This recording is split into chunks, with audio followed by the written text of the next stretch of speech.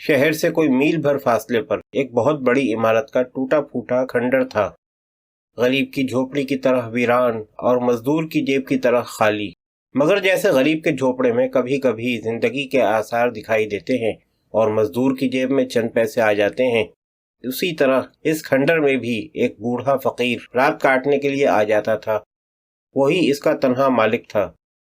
شاید کسی زمانے میں اس عمارت کی ملکیت کے لیے جھگڑے ہوئے ہوں، لیکن اب تو فقیر اس پر پوری طرح قابض تھا۔ کبھی کبھی وہ کالا کتا بھی آتا تھا جو بھکاری کی جمع کی ہوئی چیزوں میں شریک ہو جاتا تھا۔ قصے تو بہت مشہور تھے، لیکن ٹھیک پتہ نہ تھا کہ یہ کس عمارت کا کھنڈر ہے۔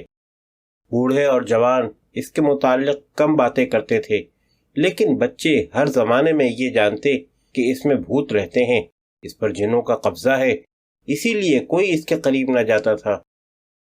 جس راستے سے گزر کر وہ کھنڈر ملتا تھا وہ بھی سنسان تھا۔ چرواہوں کے لڑکے اپنے جانوروں کو ادھر نہ جانے دیتے تھے اور بچے ادھر کھیلنے کے لیے نہ نکلتے تھے، لیکن وہ بوڑھا بھکاری دن بھر کی محنت کے بعد اسے رات میں ضرور آباد کرتا۔ کم لوگوں نے اسے اس محل سرا سے نکلتے یا اس کے اندر جاتے دیکھا تھا، اور کبھی صبح کے اندھیرے میں یا رات کی تاریکی میں دیکھا بھی تو جن یا بھوت سمجھا۔ کھنڈر کی دیواروں پر گھاس اگی ہوئی تھی، زیادہ حصہ گر چکا تھا۔ اونچی نیچی زمین ہر برسات میں اپنی شکل بدلا کرتی تھی، لیکن اس عظیم الشان عمارت کا وہ گوشہ جس میں بھکاری کی راتیں بسر ہوتی تھیں ایک ہی حالت پر قائم تھا۔ تقریباً 10-12 فٹ لمبی چوڑی وہ چھت بوسیدہ لکڑیوں پر رکی ہوئی تھی۔ موسم کے لحاظ سے بعض مہینوں میں سورج کی روشنی اور چاند کی کرنیں اس کے اندر تک پہنچ جایا کرتی تھیں۔ ویسے بھکاری کو کبھی چراغ جلانے کی ضرورت پیش نہ آئی۔ خبر نہیں وہ کب سے اس کھنڈر میں رہتا تھا، شاید اپنی زندگی کا زیادہ حصہ اس نے یہیں بسر کیا ہو۔ ممکن ہے کبھی انہی تاریکیوں میں اس کی جوانی کی راتیں رنگین بنی ہوں، کون جانتا ہے۔ مگر اب وہ بالکل بوڑھا تھا، مرنے کے قریب، اور پاس ہی ایک برگد کا سوکھا درخت بھی اس کھنڈر کی طرح ویران اور خشک تھا۔ اس کی اونچی شاخ پر ایک بڑا گدھ بیٹھا ہر وقت اونگھا کرتا تھا۔ دوسرے تیسرے دن وہ کہیں جاتا اور پھر اسی درخت پر آ جاتا۔ وہ بھی اس بھکاری کی طرح اکیلا تھا۔ کھنڈر، بھکاری، درخت اور گدھ جیسے یہ سب ایک ہی سلسلے کی کڑی معلوم ہوتے تھے، سب ضروری تھے۔ اگر وہ کھنڈر نہ ہوتا تو بھکاری کہاں جاتا؟ اگر بھکاری نہ ہوتا تو پھر اس کھنڈر کی ضرورت ہی کیا تھی؟ اگر درخت نہ ہوتا تو اس کھنڈر کی ویرانی پوری طرح محسوس نہ ہوتی، اور پھر گدھ کہیں اور ہوتا، اور اگر گدھ نہ ہوتا تو یہ درخت بیکار تھا۔ یقیناً ان سب میں فرسودگی کی جھلک کے باوجود کوئی کہانی تھی جو کہے جانے کی محتاج تھی۔ کیا اس کھنڈر میں جوان مرد اور حسین و جمیل عورتیں کبھی نہ پھرتی رہی ہوں گی؟ کیا اس سوکھے درخت میں کبھی پتیاں اور پھل نہ رہے ہوں گے کہ اس مردار خور گدھ کے علاوہ دوسری چڑیاں بھی اپنا آشیانہ اس میں بناتی؟ کیا معلوم، شاید رہا ہو۔ مگر اس سے کیا ہوتا؟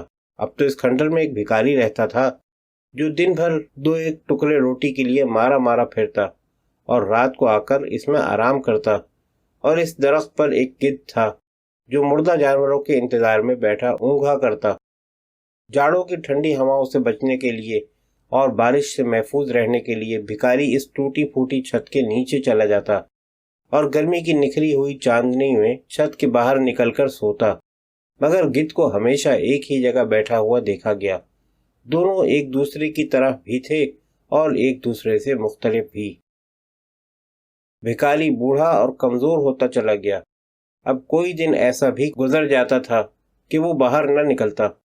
اگر پچھلے دن کی بچی ہوئی روٹیاں ہوتی تو کھا لیتا، ورنہ فاقے سے پڑا رہتا، اور تیسرے دن بھوک سے مجبور ہو کر پھر نکل پڑتا۔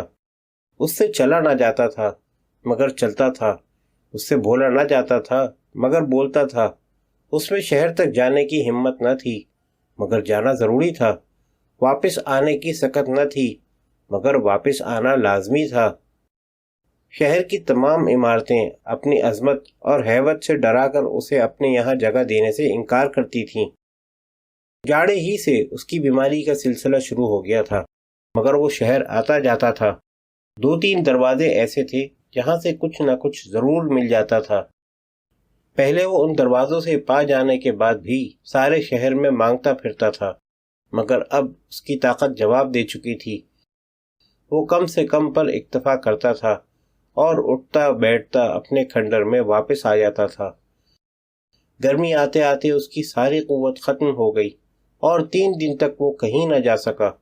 چوتھے دن پھر اس نے ہمت کی اور دن بھر شہر میں چکر لگاتا رہا۔ رات کو واپس ہوا تو تیز بخار سے اس کا جسم بھن رہا تھا۔ اب تک اسے کھنڈر میں روشنی کی ضرورت کبھی محسوس نہ ہوئی تھی، مگر آج اس کی نگاہ کام نہ کرتی تھی۔ اسے ہر جانب روشنی کی ضرورت محسوس ہو رہی تھی۔ اس کی آنکھوں میں چنگاریاں سی ناچ رہی تھیں اور طبیعت میں ہیجان تھا۔ رات کو دیر گئے چاندنی پھیلی، بھکاری بخار کی گرمی سے لوٹتا ہوا چھت کے نیچے سے باہر آ گیا۔ یہ اس کی آخری رات تھی۔ صبح ہوئی تو گدھ نے پر پھڑپھڑائے۔ اس نے کبھی کسی انسان کو کھنڈر میں اس طرح پڑے ہوئے نہ دیکھا تھا۔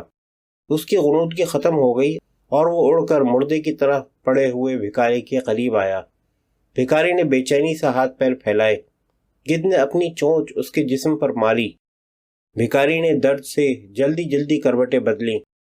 گدھ اڑ کر اپنی جگہ پر چلا گیا، لیکن اب وہ اونگ نہیں رہا تھا۔ اس کی نگاہیں بھکاری پر جمی ہوئی تھیں۔ وہ دن بھر تڑپا اور رات کو کھنڈر بے مالک کے رہ گیا۔ صبح کو گدھ پھر نیچے اترا اور تھوڑی دیر میں بہت سے گدھ جمع ہو گئے۔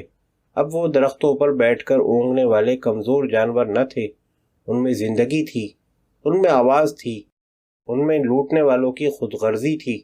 وہ ایک دوسرے سے لڑ رہے تھے۔